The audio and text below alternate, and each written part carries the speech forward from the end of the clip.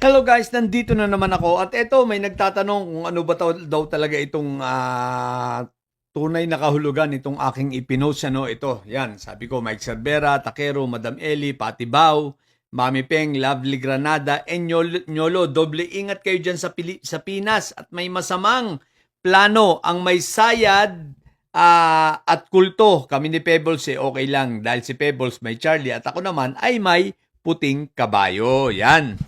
Okay guys, ganito ha. Okay, syempre itong mga nabanggit ko kasama kami ni Pebbles ay nasa listahan ng ng gustong i-intimidate, no?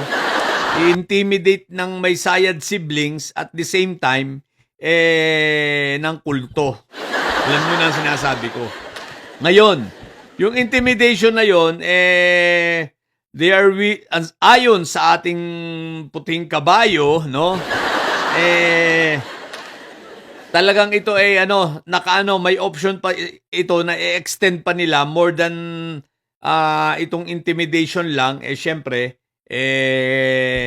masigit pa ron. Ibig sabihin, maaaring may physical o kung ano pa man, no? At ito ay hindi imposibleng mangyari. Itong itinimbre sa atin. Kaya kinakailangan lang na tayo ay magdoble ingat. Lalo kayong mga nasa Pilipinas. Kami kasi, nasa ibang bansa, katulad kayo, walang problema yan, no? At mahihirapan talaga sila sa akin. At matagal-tagal lang iiyak nila sa akin at mahaba-haba. Pero kayong nasa Pilipinas, doble ingat lang.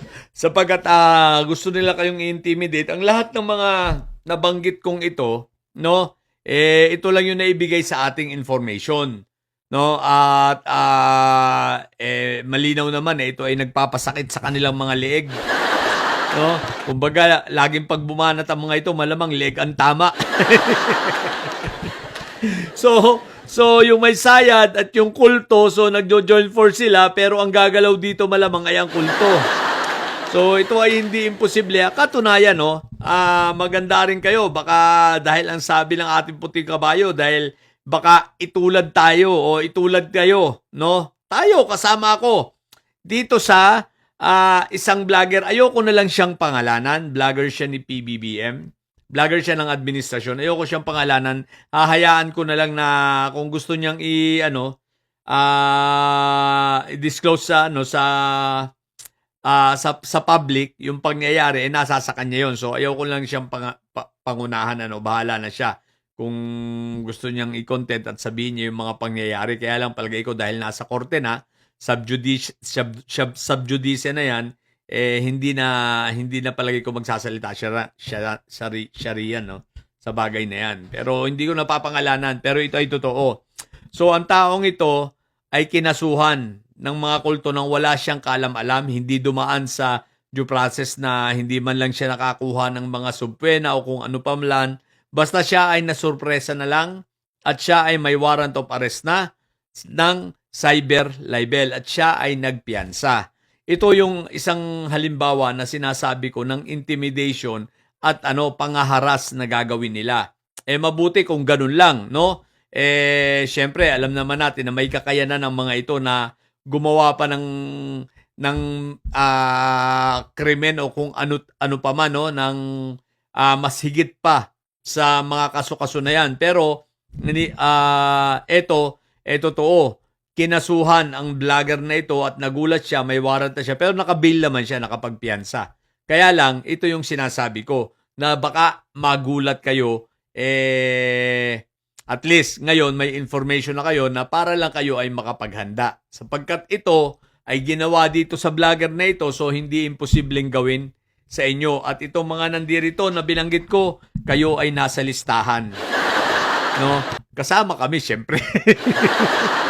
Kasama ako, kasama si Pebbles. Tayo pala, mali ang salitang kayo. Tayo ay nasa listahan, okay?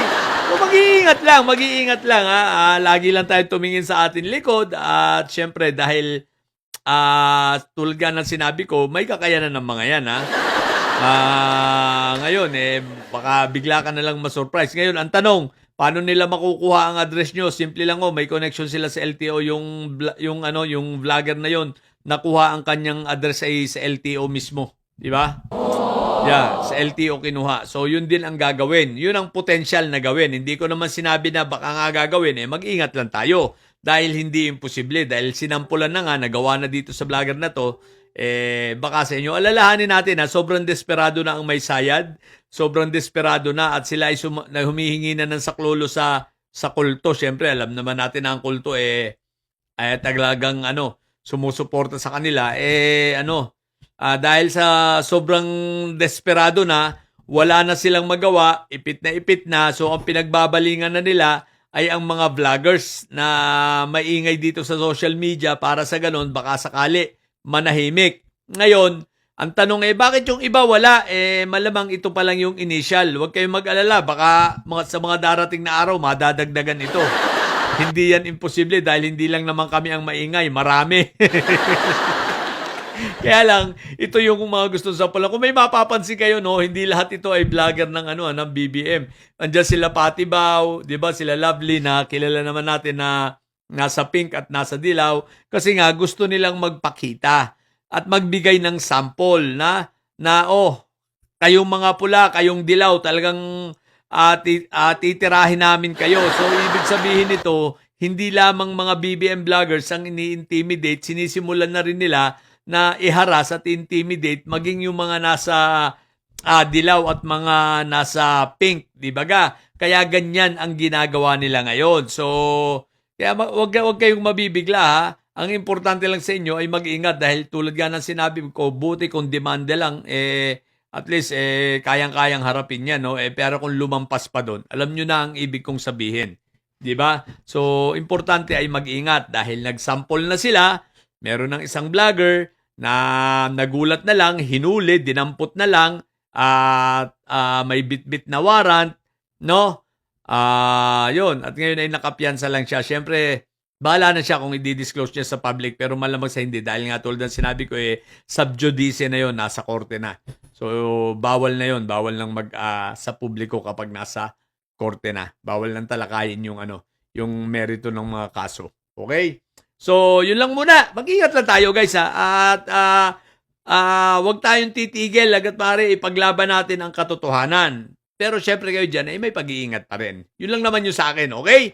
So, sa mga bobong didilis dyan at mga may sayad, yung mga amo nyo, wala na talaga, hindi na kaya.